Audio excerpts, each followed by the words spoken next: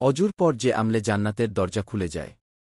শরীয়তের দৃষ্টিতে নামাজসহ একাধিক ইবাদত শুদ্ধ হওয়ার জন্য অজুর মাধ্যমে পবিত্রতা অর্জন করা আবশ্যক, যদি ব্যক্তির জন্য গোসল ফরজ না হয়।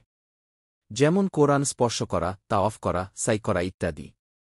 এছাড়া বিভিন্ন সময়ে ইসলাম অজু করতে উৎসাহিত করেছে, যেমন ঘুমানোর আগে ও ঘুম থেকে ওঠার পর।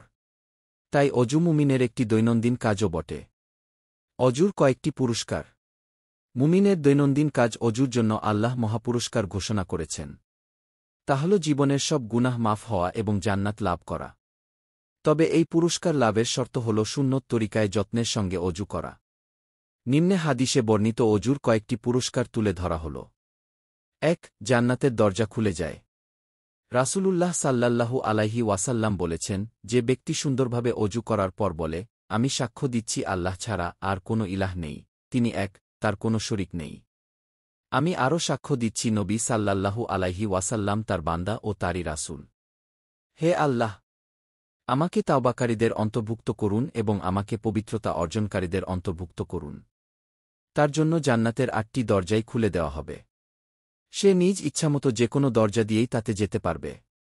সুনানে তিরমিজি হাদিস ৫৫। ২. গুনাহ থেকে মুক্তি। হাদিসে নবীজি সাল্লাল্লাহু আলাইহি ওয়াসাল্লাম ইরশাদ করেন, যে ব্যক্তি অজু করে এবং উত্তমরূপে অজু করে, তার শরীর থেকে, এমনকি নখের নিচ থেকেও গুনাহগুলো বের হয়ে যায়। সহিহ মুসলিম হাদিস ২৪৫। রাসূলে আকরাম সাল্লাল্লাহু আলাইহি ওয়াসাল্লাম আরও বলেছেন, মুসলিম বা মুমিন বান্দা যখন অজু করে, যখন সে মুখমণ্ডল ধৌত করে, তখন পানির সঙ্গে বা পানির শেষ কাতরার সঙ্গে সেসব গুনাহ বের হয়ে যায়, যা সে ২ চোখ দ্বারা করেছিল। যখন সে ২ হাত ধৌত করে, তখন পানির সঙ্গে সেসব গুনাহ বের হয়ে যায়, যা সে হাত দ্বারা করেছিল।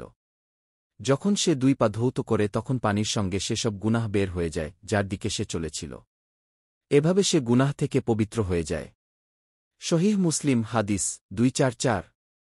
৩. শয়তানের প্রভাব থেকে মুক্তি।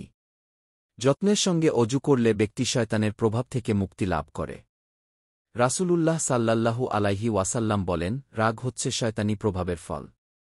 শয়তানকে আগুন থেকে সৃষ্টি করা হয়েছে, আর আগুন পানি দিয়ে নেভানো যায়।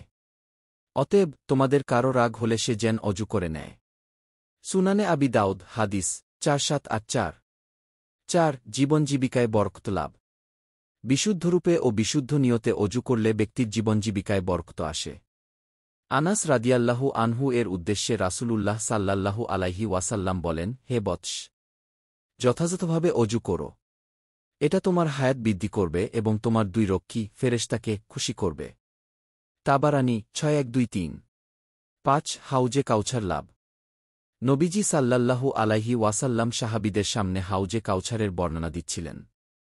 তিনি বললেন, মানুষ যেমন তার হাউস থেকে অন্য মানুষকে সরিয়ে দেয়, তেমনি আমিও সেদিন কিছু মানুষকে সরিয়ে দেব। সাহাবীরা বললেন, সেদিন কি আপনি আমাদের চিনতে পারবেন?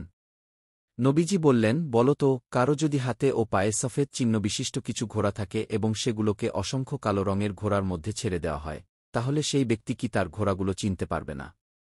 তারা বললেন, হ্যাঁ, পারবে। হে আল্লাহর রাসূল! নবী করিম সাল্লাল্লাহু আলাইহি ওয়াসাল্লাম বললেন, তেমনি তোমাদেরও এমন কিছু চিহ্ন হবে, যা অন্য কোনো উম্মতের হবে না।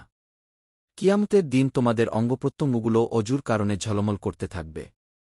সহিহ মুসলিম হাদিস ২৪৬। ৬. জান্নাত ওয়াজিব হয়।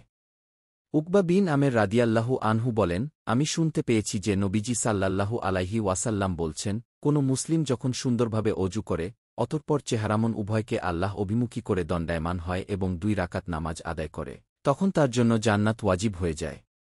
সহিহ মুসলিম হাদিস ২৩৪। হে আল্লাহ! আমাদের সুন্দরভাবে অজু করার তাওফিক দিন। আমিন।